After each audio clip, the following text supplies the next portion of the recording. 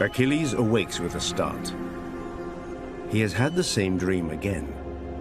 A dream that haunts him. The persistent echo of the choice with which his mother, Thetis, confronted him as he was leaving for Troy. Either fight alongside the Greeks and see his name celebrated until the end of time, but die carrying out his exploits.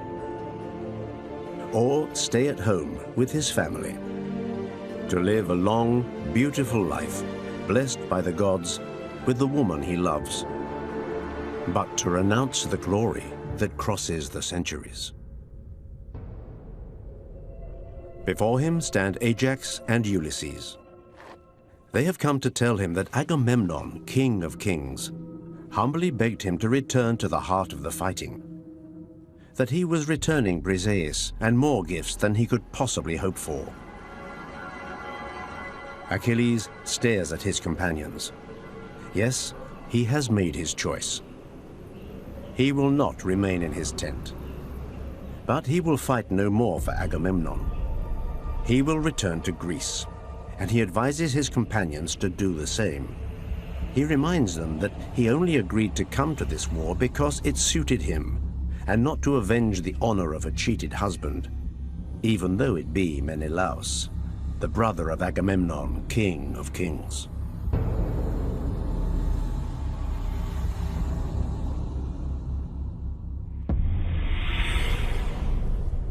Ulysses remains speechless. Then the Greeks have lost the Trojan War. Achilles sinks into his rancor. May this arrogance not draw the anger of the gods.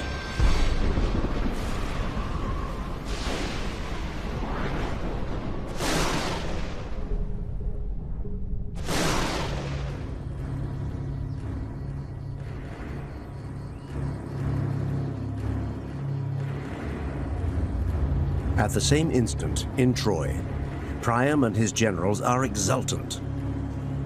The old king is now convinced that victory is just hours away. The Greeks have lost the favor of the gods.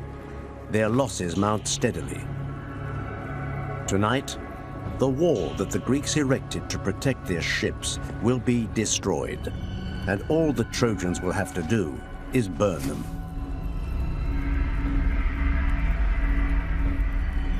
Hector nods. Yes, of course, the Greeks are on their knees. But they resist, and all the assaults led by Hector are repulsed.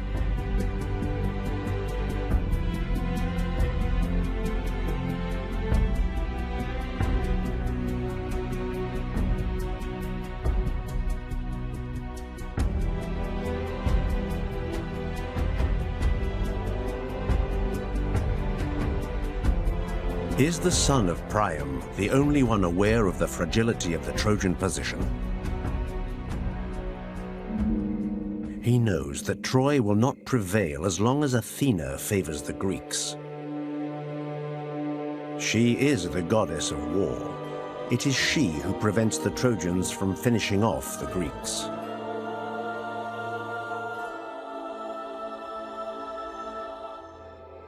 Hector has an idea. That the Trojans should henceforth honor the goddess by worshipping her on a level with the other protector gods of Troy: Apollo, Artemis, and Aphrodite.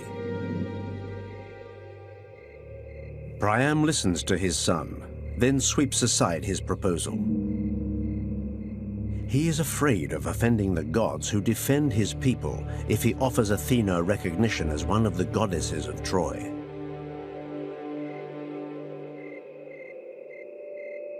No, there is no point trying to deceive the goddess of the ruse. You must attack without delay. Apollo will guide Hector's arm, and the god of light will be stronger than the goddess of war. So be it. Hector will obey his father. But he is gripped by a dark foreboding.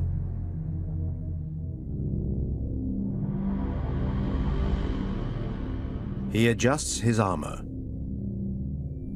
takes his sword and his javelin and marches resolutely towards the gates of Troy. Aeneas joins him. Together, the two Trojan generals harangue their cavalrymen, then gallop their horses to the dunes where the Greek army is camped.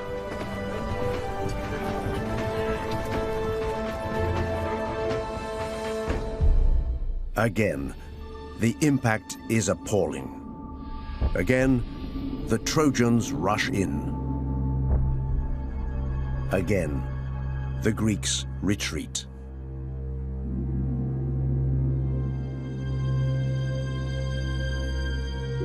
In his tent, Achilles listens with indifference to the clamor of battle. A young page enters timidly. In a toneless voice, he announces that the king of kings, Agamennone, has been wounded.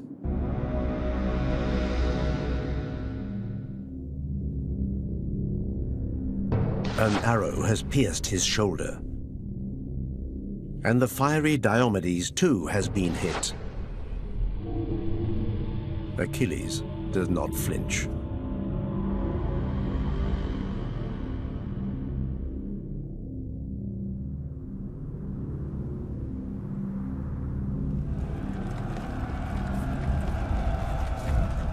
Nothing seems capable of stopping the Trojans. Just as hunters will exhaust a boar in the depths of a wood, so Hector's men crowd around Ulysses, like hungry wolves. A spear hits the king of Ithaca's shield, but just when it's about to penetrate the Greek's entrails, an invisible hand diverts it, that of Athena. Ulysses is saved.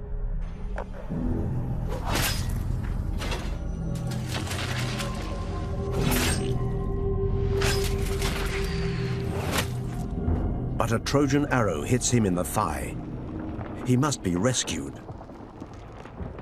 Ajax and Menelaus, after a fierce fight, manage to wrench him from the battlefield.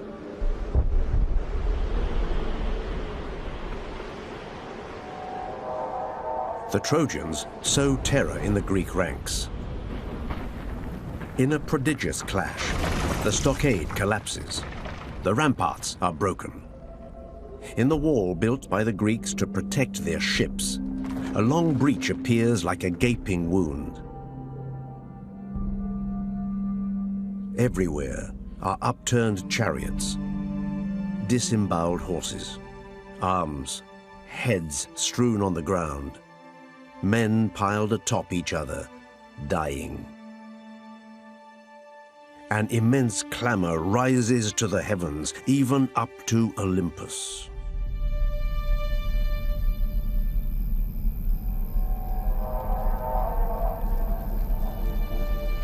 Far from the fury of men, Hera helplessly observes the Greek debacle. Zeus had banished them from the battlefield, but he took the Trojans' side to please a second-order goddess, Thetis. He didn't punish Ares for firing up Hector's troops, nor his dear daughter Athena, who had just saved Ulysses from certain death.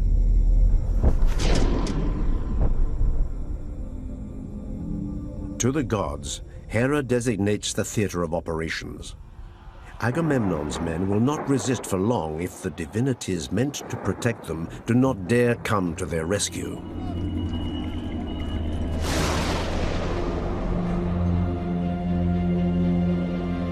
Do the gods of Olympus intend to live indefinitely according to Zeus? One of them cannot hide his annoyance. Poseidon, the one they call Earthshaker, can no longer bear his brother Zeus dictating his behavior. His fury is unbound. But all the gods, including the prickly Poseidon, refuse to act. They swore to the master of Olympus to remain neutral and have no desire to incur his wrath and his punishments.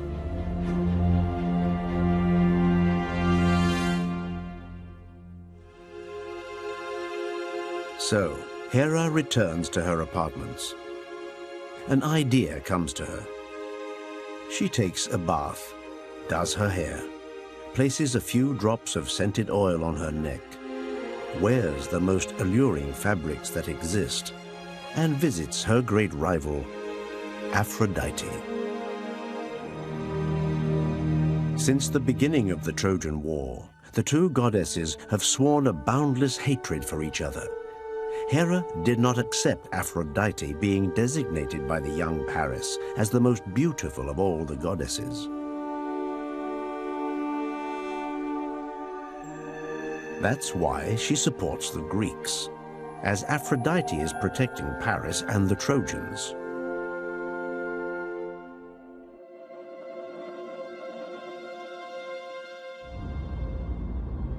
The two goddesses are face to face. Between sobs, Hera comes to recognize her defeat. The fate of the war is now sealed. Aphrodite and her protégés have won. The Greeks are defeated. All that remains for Hera is to try to win back the favor of her husband, Zeus. To do so, she seeks the help of the goddess who emerged victorious from this conflict and their quarrel. She begs Aphrodite to lend her her belt. This famous embroidered belt in which her charms are encased.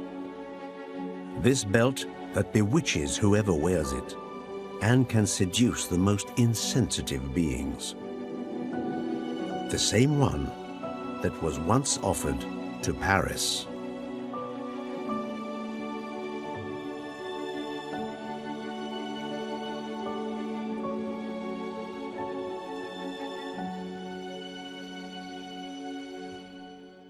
Aphrodite is gloating, so she has won, and even the formidable Hera submits. She accepts. She will concede to her vanquished rival the love, the desire by which mortals and immortals are slain, so that Zeus returns to her, and that unity reigns again amongst the gods of Olympus.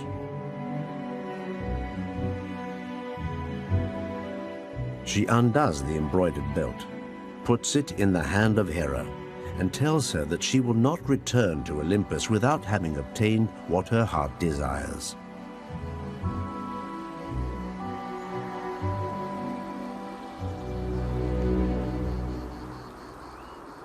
Hera then goes to her divine husband.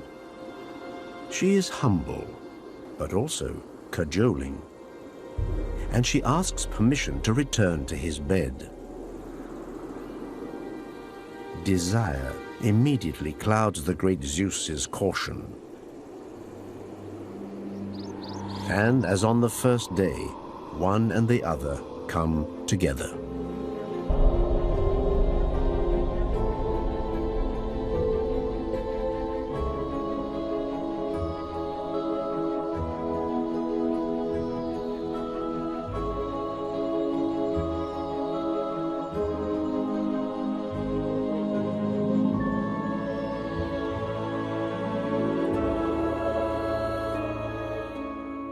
But Hera does not stop there.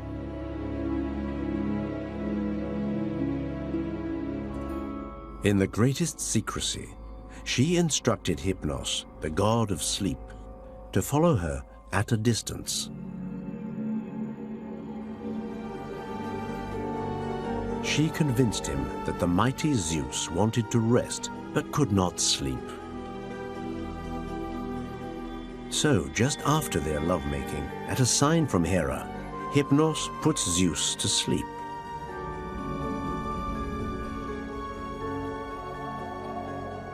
A soft torpor then covers the eyelids of the god of gods. Overwhelmed by love and sleep, he sinks into a lethargy that Hypnos takes care to make as deep as it is lasting. Hera stands up. A glance at her sleeping husband and she hurries to Olympus. To the assembled gods, she announces that Zeus is asleep and that they can thus take advantage of this respite to fly to the Greeks' rescue without risking divine lightning. But it is Poseidon in particular she is addressing. Poseidon, irritated by the wall built by the Greeks, raised the sea against them. But he has picked the wrong fight, Hera tells him. To tell the truth, she has no difficulty in convincing Poseidon, the eternal plotter relegated to his palace under the sea, to take sides with the Greeks, who Zeus wanted to see lose the war.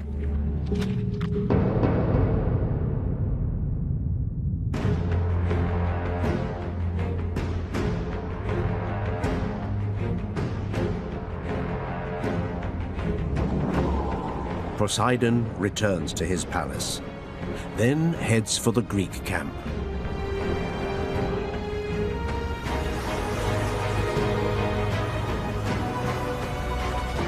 Once on the shore, he takes on the appearance of Calchas. Calchas, diviner of great powers, the man who knows how to interpret the will of the gods. Agamemnon and his companions stare at the old man in astonishment. Just 2 days ago, what Calchas told him forced Agamemnon to give up his captive, the beautiful Chryseis. The seer assured him that it was the only way to calm the anger of the god Apollo.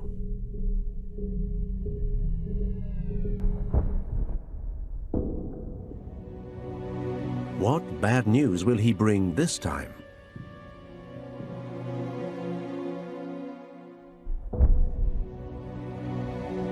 But against all odds, Calchas exhorts them to hold, to regroup, to launch an assault against Hector's cavalry.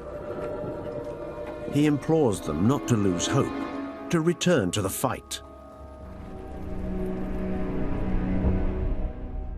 Addressing Agamemnon, he claims that if he rejoins battle, he will witness the fall of Troy, that his day of glory has never been so close. With these words, he leaves the tent, resumes his divine form, and rushes onto the plain, uttering a furious cry.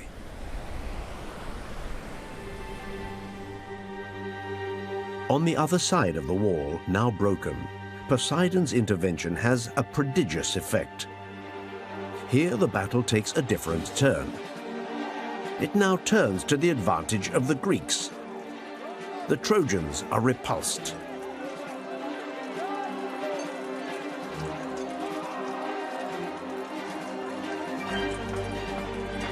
Through the melee, more and more confused, Hector suddenly sees Aiace. Like a river in flood, the Greek giant brandishes his hammer, mowing down warriors and horses by the dozen. Hector throws his javelin at him. It is stopped by the Greek's shield. Aiace, not losing a second, seizes one of the enormous rocks which serve as anchors for the ships and catapults it with all his force at the Trojan. Hector is hit full in the chest.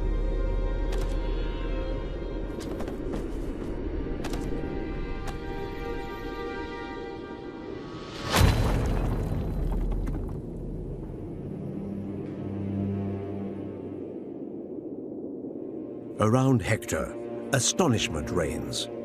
The Greeks rush in to finish off the son of Priam. The Trojans cover him with their shields. Fending off mortal blows, they lift their general, lay him on a chariot, and manage to carry him off to the city. As they arrive at the foot of the walls, Hector regains consciousness. He tries to get up, but collapses again. Little by little, The dark night envelops his eyes.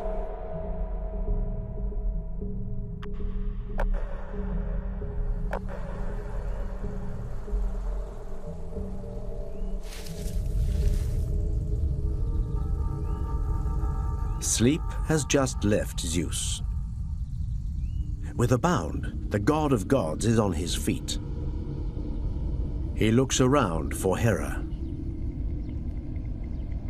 Then he leans over the clouds towards the plain of Troy. On the battlefield, he sees Trojans and Greeks, the former shaken, the latter jostling them from behind. He sees Athena guiding Agamemnon's archers' arrows, Apollo guiding those of Priam's archers. And above all, he sees his brother Poseidon, like a madman, encouraging the Greeks, unleashing a storm upon Troy and what looks like a real tidal wave.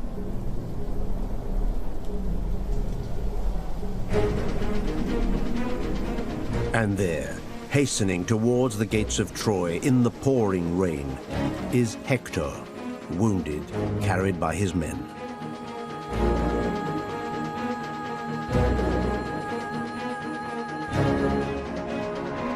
A terrible anger seizes the god of gods.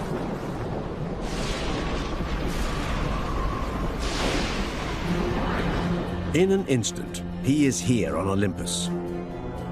He grabs the insolent Hera by the neck. He is about to crush her neck when he remembers that she is his sister and his wife, but also that he has already punished her in the past.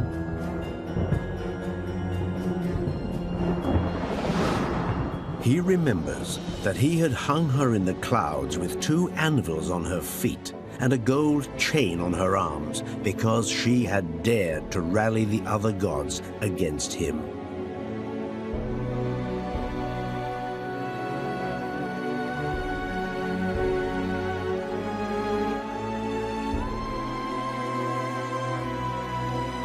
Later, he will decide the punishment to be meted out to she who, since the beginning, has done everything for Troy to disappear and the Greeks to triumph. But first, he must halt the carnage. He summons Athena, who doesn't dare show herself before him, and immediately flees. He launches a lightning bolt at his brother Poseidon, which he avoids by parrying with the back of his trident, before diving into the heart of the ocean and sinking through the waves to his underwater palace.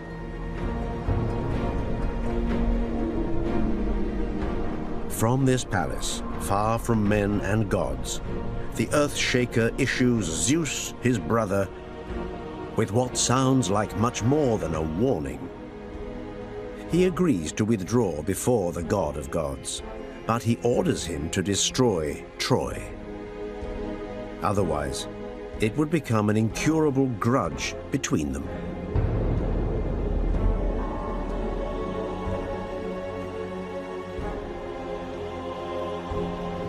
Zeus contemplates the plain of Troy. Everywhere, hundreds lie dead.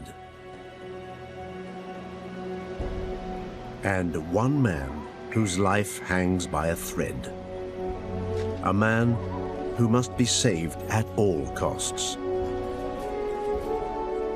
Hector, son of Priam, is dying.